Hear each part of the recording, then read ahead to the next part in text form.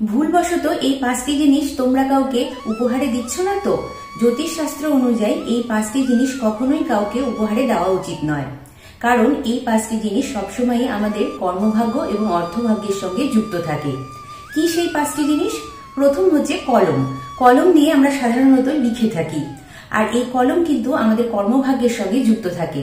তাই যখন আমরা কাউকে কলম বা পেন উপহারে দিচ্ছি, তার মানে আমরা আমাদের সৎকর্ম বা ভালো কর্ম তাকে দিয়ে দিচ্ছি। দ্বিতীয়ত, আতর, পারফিউম বা কোনো সুগন্ধি দ্রব্য, এটি সরাসরি যুক্ত থাকে আমাদের শুক্রের সাথে। আর শুক্র আমাদেরকে কি কি দেয়? আমাদের ধন, সম্পত্তি, বাড়ি, গাড়ি, এমনকি আমাদের বৈবাহিক সম্পর্ক এবং প্রেম প্রণয়ের সম্পর্ক কিন্তু শুক্রের সঙ্গে যুক্ত থাকে। তাই যখন আমরা কাউকে কোনো পারফিউম বা সুগন্ধি দ্রব্য বা আতর উপহারে দিচ্ছি, তার মানে আমরা আমাদের এই অর্থভাগ্যকে তাকে দিয়ে দিচ্ছি। এর ফলে কি হতে পারে? আমাদের ঘরে দুঃখ দারিদ্রতা আসতে পারে। এছাড়াও তোমার বৈবাহিক জীবন ক্ষতিগ্রস্ত হতে পারে বা প্রেম প্রণয়ের যে সম্পর্ক আছে তা কিন্তু ক্ষতিগ্রস্ত হতে পারে। তৃতীয়ত হচ্ছে ঘড়ি। ঘড়ির সঙ্গে সময় যুক্ত থাকে, অর্থাৎ ঘড়ি যখন আমরা কাউকে উপহারে দিচ্ছি, তার মানে আমাদের জীবনে যে শুভ সময় বা ভালো সময়টা আছে সেটা আমরা কাউকে প্রকারান্তে দিয়ে দিচ্ছি।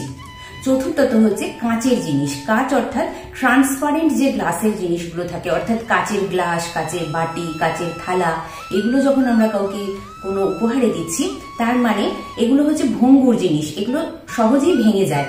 তার মানে তার সঙ্গে আমাদের সম্পর্ক কিন্তু ভেঙে যেতে পারে। তো সেই জন্যই কাঁচের জিনিস কখনোই কাউকে উপহারে দেওয়া উচিত নয়। আর পঞ্চম জিনিস হচ্ছে আমাদের আরাধ্যের বা আমাদের দেব দেবীর মূর্তি বা চিত্রপট। তো এটা কখনোই কাউকে দেওয়া উচিত নয়, কারণ তুমি তোমার আরাধ্যকে যতটা ভালোভাবে রাখো, যতটা সুন্দর করে সেবা যত্ন করো, সেই ব্যক্তিটি যদি ততটা সুন্দরভাবে তাকে না রাখে বা তার সেবা যত্নে যদি কোনো ত্রুটি হয়, তখন একটা কিন্তু খারাপ কর্মযোগ তৈরি হয়, যা সেই ব্যক্তিটির সঙ্গে সঙ্গে তোমারও কর্মজীবনকে বা তোমারও ভাগ্যকে প্রকারান্তে এফেক্ট করে।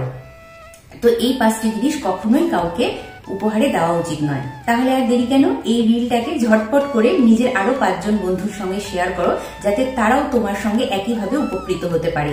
এটা সবসময় মনে রাখবে, ভালো জিনিস যখন তুমি শেয়ার করছো, তার যে একটা ভালো কর্মফল তৈরি হচ্ছে, সেটা কিন্তু তুমিও অবশ্যই পাবে।